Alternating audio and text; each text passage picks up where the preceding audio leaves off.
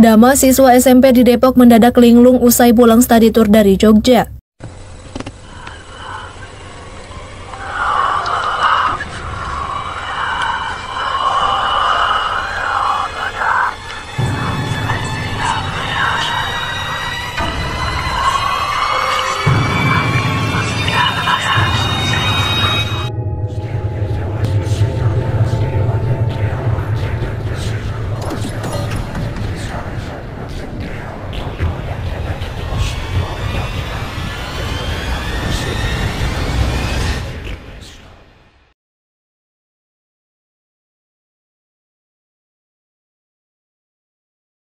Dama siswa SMP di Depok mendadak linglung usai pulang studi tour dari Jogja. Siswa SMP negeri di Depok, Jawa Barat bernama Dama viral di TikTok karena mendadak mengalami linglung setelah pulang studi tour. Ia mengaku berperilaku aneh sepulang dari studi tour ke Yogyakarta. Kisah ini pertama kali diungkap oleh ibunda korban yang kemudian meminta bantuan Gubernur Jawa Barat Deddy Mulyadi agar kasus ini mendapat perhatian lebih. Kisah ini pertama kali dibagikan melalui TikTok. Berdasarkan cerita langsung dari ibunda Dama, menurut unggahan tersebut Dama berangkat ke Yogyakarta untuk mengikuti studi tour ke sebuah sekolah seni. Namun saat berada di lokasi ia mulai menunjukkan perilaku yang tidak biasa. Setelah insiden tersebut Dama dibawa pulang tetapi kondisinya semakin memburuk. Setibanya di rumah, ibunda Dama menyadari bahwa perilaku putranya tidak stabil. Ia kemudian menerima informasi mengejutkan dari ponakannya mengenai kejadian yang terjadi selama studi tour. Sejak kejadian tersebut, Dama mengalami kondisi fisik dan mental yang semakin memburuk selama lebih dari 1 tahun. Ibunya telah mencoba berbagai pengobatan medis dan non-medis termasuk ruqyah, namun hasilnya tetap sama. Saat menjemput Dama sepulang studi tour, ibunda Dama mengalami kecelakaan saat membonceng putranya, yang menyebabkan wajah putranya terluka hingga berdarah.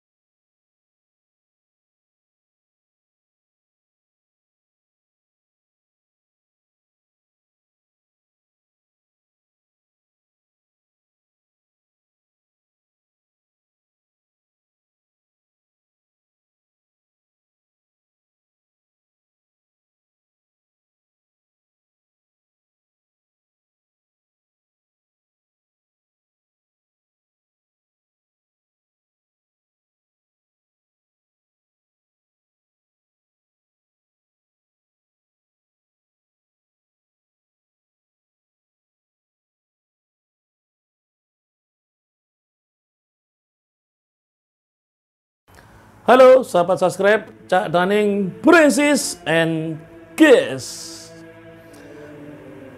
Udah lihat ya video barusan ya? Video barusan itu tadi kasihan ya, saya kasihan. Ini bukan membahas masalah dukun ya. Ini akan saya jelaskan ya. Ini ada anak yang namanya Dama, siswa SMP di Depok mendadak linglung usai pulang dari studi tour dari Jogja ya. Kasihan ya. Dia pulang dari Jogja tiba-tiba linglung ya, kayak istilahnya seperti anak kebutuhan khusus ya, kasihan ya seperti ini ya, merasa kasihan ya.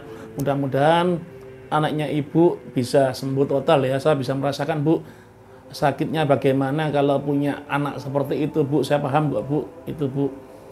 Aduh kasihan Bu, saya bisa merasakan nggak Bu gimana rasanya dan tangisannya ibu, saya paham Bu. Mudah-mudahan anaknya ibu, saya ulangi lagi, mudah-mudahan anaknya ibu cepat sembuh ya Bu. Dan ini saya jelaskan ya, tolong kalau anak ibu tolong kalau anaknya ibu seperti ini jangan dibawa ke dukun ya, jangan dibawa ke dukun. Kenapa kok saya ngomong seperti ini, Ibu? Mohon maaf, kalau dibawa ke dukun pasti akan ditipu, Ibu. Kenapa kok saya ngomong seperti itu? Mesti ada yang ngomong seperti ini. Oh, mungkin anaknya ibu ini waktu di sana itu memegang benda yang dilarang. Ataupun anaknya ibu ini waktu jalan, dia itu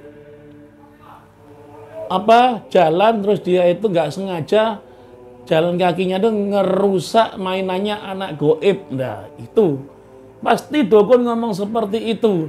Akhirnya anaknya ibu dirasuki dengan goibnya. Akhirnya anaknya ibu menjadi linglung. Mesti dukun 100% ngomongnya seperti itu. Apalagi di ruqyah ya. Sekarang ruqyah banyak, orang yang ruqyah itu penipu banyak ya. Orang yang ruqyah itu penipu banyak. Di ruqyah seperti ini seakan-akan, oh anaknya ibu ini waktu jalan, anaknya ibu ini menyaduk mainannya goibnya anak. Waktu anak mainan disaduk, ternyata akhirnya anaknya ngamuk, ibunya marah-marah seperti itu. Dan ada komentar seperti ini ya, saya jelasin ya. Saya jelasin Ibu. Nih. Nah ini, ada komentar yang lucu. Mungkin anaknya megang sesuatu yang tidak boleh disentuh. Apa ucapan yang tidak diperbolehkan karena di Jawa ada aturan tersendiri. Coba kembali ke sana dan tanya sesepuh yang di sana. Nah, ini komentar yang nggak masuk akal seperti ini. Gitu loh, komentar yang misalnya mengandung menjijikkan gitu loh. Gitu loh, menjijikkan gitu loh. Ngisi-ngisi nih akhirnya larinya ke dukun gitu loh. Kalau yang nggak disentuh kan mesti kan ada tulisannya dilarang menyentuh, mesti kan ada seperti itu. Karena dilarang menyentuh itu bisa juga barangnya itu rawan jatuh seperti itu, bukan hal goib. Nah, itu. Malah gini, ada yang sok tahu juga. Bisa jadi itu, atau mungkin kalau ada insiden yang membuat anak menjadi trauma karena bisa dilanjutkan dokter terus. Ini ada orang yang pinter ini, Mbak Setio Rini. Tolong jangan disangkut pautin sama demit dulu, tapi selidiki dulu secara medis. Apa anak kebentur ataupun jatuh, dipukul bagian kepala dan lain-lain. Tahu kan bagian kepala ada otak, kalau kepala kenapa-kenapa takutnya otaknya yang kena. Jadi baiknya diselidiki dulu lewat medis. Ya kan? Ya seperti itu ya. Ya seperti itu Ibu. Ini saya jelaskan ya, saya pernah menangani pasien seperti ini ya, karena saya juga terapis ya, tapi jarang terapis, saya jarang terapis ya. Saya jarang terapis dulu, saya terapis, sekarang saya jarang. Cuma pernah nangani seperti ini, nggak satu kali ya, bermacam-macam ya. Sudah berkali-kali seperti ini ya. Dulu pernah menangani seperti ini sekitar 10 tahun yang lalu ya. 10 tahun yang lalu. Nah ini ada anaknya tetangga saya pas sebelah rumah, dia itu rekreasi dengan sekolahannya di Pacet di air hangat itu loh, di Pacet air hangat. Anaknya normal-normal saja, anaknya SD kelas 6, normal saja. Dan saya pun juga kenal anaknya. Dia jalan ke Pacet dengan teman-temannya rekreasi ke Pacet. Setelah itu ke Pacet, setelah pulang anaknya bingung, setelah pulang normal biasa, begitu tidur terus besok paginya anaknya itu kayak wajahnya membiru dan ngomongnya tuh aneh-aneh. Itu yang pertama, yang ngomongnya aneh-aneh. Pak, iki lho Pak, ono apa Pak? Nah, Pak, iki lho Pak, ono apa? Jadi dia menunjuk-nunjuk seperti itu. Artinya anaknya duduk lemas menunjuk, Pak, iku ono apa Pak? Pak, iku ono apa Pak? Pak, iku ono apa Pak? Lho Pak, iku lho Pak, ono apa? Dia enggak nunjuk ngomong goib loh ya, enggak nunjuk kayak pocong enggak loh. Lho Pak, iku koncoku Pak. Lho Pak, iku koncoku Pak, renang Pak. Kalau berenang ya, dia bilang gitu. Lho Pak, iku koncoku. Nah, apa enggak kaget kedua orang tuanya seperti itu, melihat anaknya seperti itu. Jelas 100% kaget lah. Anaknya awalnya enggak apa-apa, enggak sakit sama sekali, normal saja.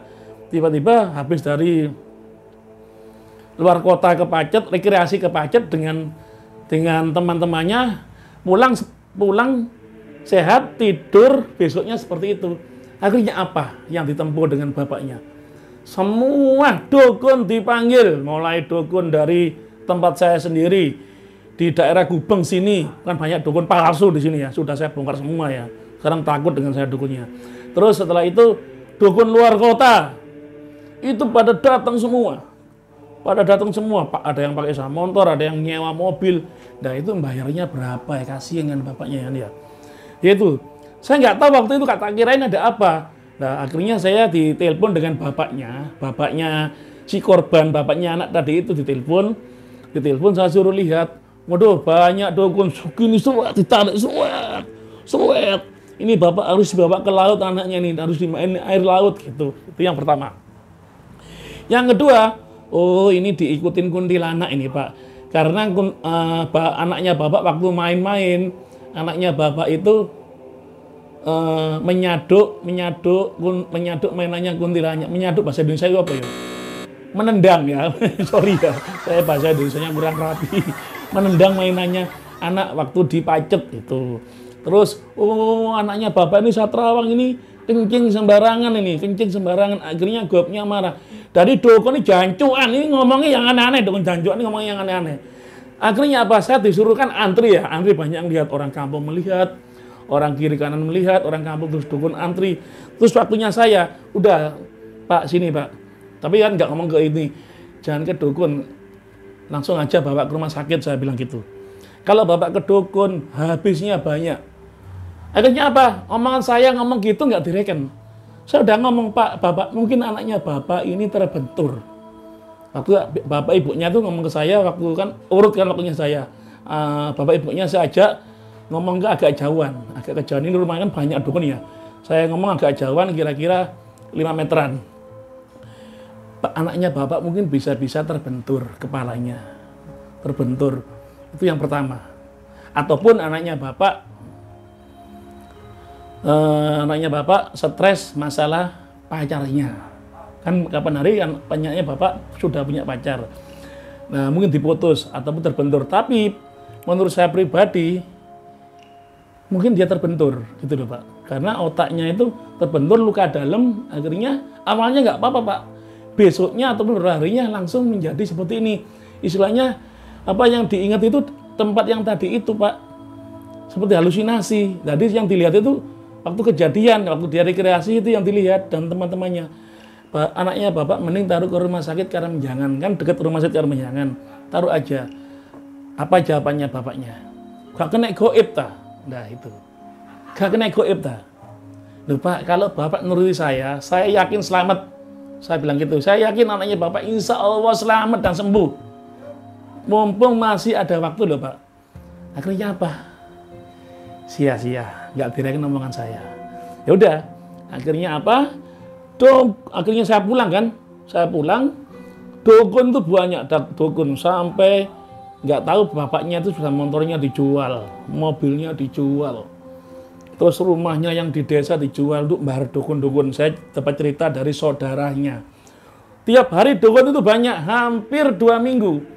Dan saya gimana ya, kalau saya mau menyetop dukun, akhirnya saya nggak enak dengan bapaknya ini, ya kan? Saya udah ngomong dukun itu palsu, bapaknya nggak mau. Nah nanti akhirnya apa? Akhirnya saya sama bapaknya akhirnya nanti terjadi berantem. Tak biarkan aja. Serba bingung kan ya, serba bingung saya itu. Mau membantu, mau ngusir dukun yang menyembuhkan, nanti bapaknya marah. Maksudnya bapaknya si korban ini. Akhirnya apa? Sampai hampir 1 bulan, uang udah habis, seisi rumah udah habis. Akhirnya anaknya tetap tambah parah, ngomongnya tambah parah. Akhirnya apa? Bapaknya ngomong ke saya, iya betul sampean ya. Tuh, akhirnya dibawalah ke rumah sakit Karangjangan. Ke rumah sakit Karangjangan, akhirnya kepalanya dirongsen, di CT scan, di apa-apa. Ternyata apa? Betul ada benturan di sebelah kanan, benturan. Nah, benturan jatuh. Nah, itu. Dan bapaknya akhirnya ngomong ke teman-temannya, karena teman-temannya itu waktu itu nggak berani ngomong, ketakutan. Akhirnya teman-teman dipaksa dengan bapaknya, tolong kenapa anakku. Nah, teman-temannya ngomong, dia jatuh pakai kena kepalanya. Nah itu. Akhirnya apa? Hasilnya di rumah sakit karena udah parah ya, udah parah. Waktu itu anaknya tuh waktu saya dipanggil tuh udah nggak bisa berdiri anaknya. Hanya gini tok. Hanya diem melek tangannya, dede-dede nggak bisa ngomong, wajahnya udah membiru. Membiru. Istilahnya udah telat ya, udah hampir seminggu lebihan lah pokoknya. Akhirnya apa? Dibawa ke dokter, sudah fix kepalanya membentur, di rongsen udah. Akhirnya apa? Parah. Akhirnya gak lama anaknya meninggal dunia. Innalillahi wa inna ilaihi raji'un. Semoga surga ya Pak ya. Nah seperti itu ya. Nah contoh seperti ibu ini, anaknya ibu mohon maaf Bu ya, mudah-mudahan sembuh. Tolong bawa ke dokter atau psikiater ya. Ke dokter, terus tes Bu ya, dites ke psikiater ataupun ke dokter jiwa. Taruh situ aja Bu, mesti solusinya ada di situ Bu. Tolong jangan bawa ke dukun, pasti akan ditipu Bu. Pasti dukun mengatakan goib Bu ya. Ya, seperti itu Bu ya. Saya menangani seperti nggak satu kali Bu, berkali-kali seperti itu. Kapan hari juga ada cewek kesini seperti itu. Ya, saya bilang ini jatuh Pak. Untung orangnya nurut. Jadi anaknya ngeladur, ngomongnya ngeladur. Tiba ke rumah saya ngeladur. Anaknya udah lulus sekolah. Ngomongnya ngeladur. Tak takut namu siapa, dia senyum ngeladur, ngomongnya aneh-aneh. Pak ini habis jatuh Pak. Akhirnya untung bapaknya nurut. Begitu dibawa ke rumah sakit, betul terbentur antara dada dan kepalanya terbentur. Akhirnya apa? Gagal otak, luka dalam. Akhirnya disembuhin sama dokter, dioperasi, alhamdulillah sembuh. Nah itu Bu, bisa berkali-kali saya menangani dulu seperti anak ibu ya. Nah itu aja ya, mudah-mudahan anaknya ibu sembuh total ya Bu ya. Saya bisa memahami kalau Bu, saya bisa merasakan seperti ibu ya. Ya udah gitu aja ya. Ya, semoga yang melihat video gue ini diperpanjang umurnya, diperbanyak rezekinya, sehat selamanya. Perbanyak amalmu, perbanyak sholatmu. Salam dari saya, Metal.